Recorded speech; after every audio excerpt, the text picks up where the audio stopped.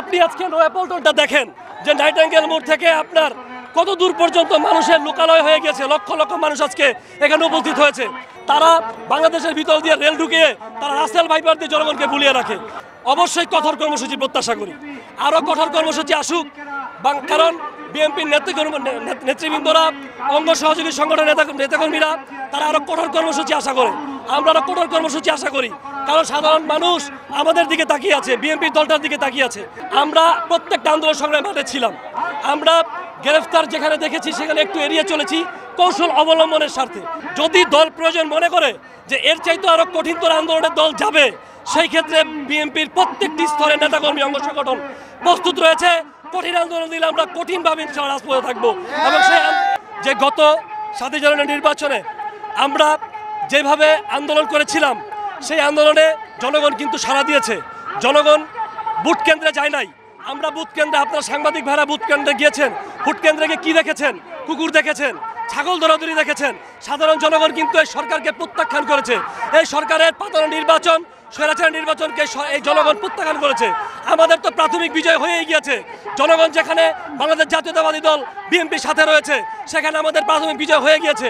বাকি যে বিজয়, বাকি যে দেশের গণতন্ত্র রক্ষার বিজয়, পুনরুদ্ধারের বিজয়, বাংলাদেশের জাতীয়তাবাদী শক্তির পতাকা উড়ানোর বিজয়, সেটা ইনশাল্লাহ সময় সাপেক্ষ।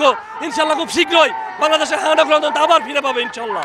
আপনি আজকে নয়াপল্টনটা দেখেন, আজকে আপনি দেখেন যে নাইটিঙ্গেল মোড় থেকে আপনার কত দূর পর্যন্ত মানুষের লোকালয় হয়ে গেছে। লক্ষ লক্ষ মানুষ আজকে এখানে উপস্থিত হয়েছে। আজকে বিএনপির ডাকে সাধারণ, শুধু কি বিএনপির নেতাকর্মীরা, সাধারণ জনগণ আজকে এখানে উপস্থিত হয়েছে। রিক্সাওয়ালা, ভ্যানগাড়ি, কৃষক, শ্রমিক সবাই আজকে এখানে উপস্থিত হয়েছে। সবাই আজকে সরকারকে প্রত্যাখ্যান করতে চায়, এই সরকারকে আর দেখতে চায় না। দেখেন, এটা একটা আওয়ামী লীগের কূটকৌশল। আওয়ামী লীগ তো এমন একটা কৌশল, এমন সময় সাপেক্ষ সময় এমন কৌশল অবলম্বন করে, তারা বাংলাদেশের ভিতর দিয়ে রেল ঢুকিয়ে তারা রাসেল ভাইপার দিয়ে জনগণকে ভুলিয়ে রাখে। এইটা একটা শুধুই বানোয়াট মিথ্যা কথা যে বিএনপির নেতাকর্মীরা আওয়ামী লীগের সাথে লিয়াজু করে চলে বা তাদের সাথে রাতের অন্ধকারে লিয়াজু করে, এটা একদমই ভুল কথা। বিএনপি নেতাকর্মীদের আপনি দেখবেন, তারা এক একজন কয়েক ডজন মামলার আসামি, তারা বাসায় থাকতে পারে না। আওয়ামী লীগের নেতাকর্মী দ্বারা নির্যাতিত, প্রশাসনের দ্বারা নির্যাতিত, তারা বাসায় থাকতে পারে না। তাদের ব্যবসা বাণিজ্য তারা ঠিকমতো করতে পারছে না। তারা আজকে দীর্ঘ 1 যুগের উপরে তারা নির্যাতিত এবং নিপীড়িত। তারা যদি লিয়াজু করে চলতো, তাহলে তারা খুব ভালোভাবেই তারা চলাফেরা করতে পারে নাই। আমি মহানগর ছাত্র দলের একটি ছোট্ট নেতা। সবাই যদি কারাগারে চলে যায়, আন্দোলনটা করবে কারা? আমাদেরকে তো দলের হাইকমান্ড বিভিন্ন সময় বলা হয় যে কৌশল অবলম্বন করে চলতে। আমরা প্রত্যেকটা আন্দোলন সংগ্রামে মাঠে ছিলাম। আমরা গ্রেফতার যেখানে দেখেছি সেখানে একটু এড়িয়ে চলেছি কৌশল অবলম্বনের স্বার্থে, কারণ আমাদেরকে তো রাজপথে আন্দোলনটা চালিয়ে যেতে হবে। আমাদের সাথে জনগণ আছে, আমরা যদি মাঠে থাকি জনগণ আমাদের সাথে থাকে।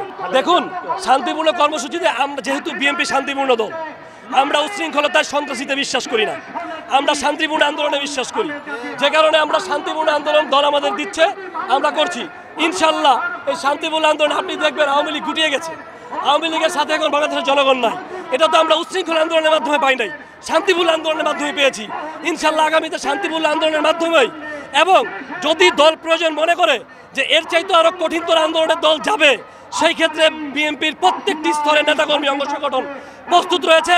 কঠিন আন্দোলন দিলে আমরা কঠিনভাবে রাজপথে থাকবো, এবং সেই আন্দোলনের মাধ্যমেই দেশটি বেগম খালেদা জিয়াকে মুক্ত করে আনবো, দেশের গণতন্ত্র মুক্ত করে আনবো। দেখুন, শীর্ষ নেতৃবৃন্দের কাছে আমরা অবশ্যই কঠোর কর্মসূচি প্রত্যাশা করি, আরও কঠোর কর্মসূচি আসুক, কারণ বিএনপির নেতৃবৃন্দরা, অঙ্গ সহযোগী সংগঠনের নেতাকর্মীরা তারা আরও কঠোর কর্মসূচি আশা করে। আমরা আরও কঠোর কর্মসূচি আশা করি, কারণ সাধারণ মানুষ আমাদের দিকে তাকিয়ে আছে, বিএনপির দলটার দিকে তাকিয়ে আছে। আমরা যদি আন্দোলন সংগ্রামে ভালো কিছু করতে পারি, সাধারণ জনগণ আমাদের সাথে যেমন শতর্ভুজ অংশগ্রহণ করছে, সামনেও করবে, এবং আন্দোলন সফল হবে বলে আমি বিশ্বাস করি। তবে আমি একটা কথা বলতে পারি যে একটা বৃহৎ দল, এখানে একটি প্রেসিডেন্টের পদ থাকে, একটি সেক্রেটারির পদ থাকে, কিন্তু প্রতিযোগী থাকে আপনার 10 থেকে 15 জন। সবাইকে তো অ্যাট এ টাইম মূল্যায়ন করা যায় না।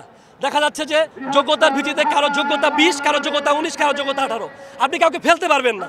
যে 20 সেই আলটিমেটলি এগিয়ে থাকে, তাকেই প্রেসিডেন্ট দিলে। আর যে দুজন আছে তারা হয়তো রাগে বা গুসায় বা ক্ষোভে তারা হয়তো বলে যে মূল্যায়ন করা হচ্ছে না।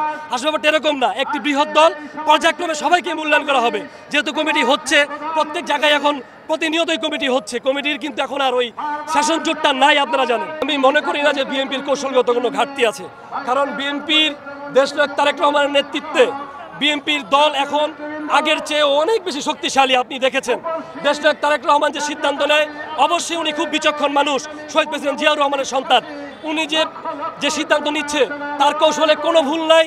আমরা তার সিদ্ধান্তে বাংলাদেশ জাতীয়তাবাদী দল এবং অঙ্গ সহযোগী সংগঠন, ছাত্রদল, যুবদল, কৃষক দল, শ্রমিক দল সবাই ঐক্যবদ্ধ আছি। এবং এই কৌশলের কারণেই আপনারা দেখতে পেরেছেন যে নির্বাচনে সাধারণ জনগণ ভোট দিতে যায় নাই। আওয়ামী লীগের লোকজনই বলেছে যে এই নির্বাচন একটি পাতানো নির্বাচন, এই নির্বাচনে কুকুর আর হচ্ছে এই ছাগল ছাড়া কোনো সাধারণ মানুষ ভোট দিতে যায় না।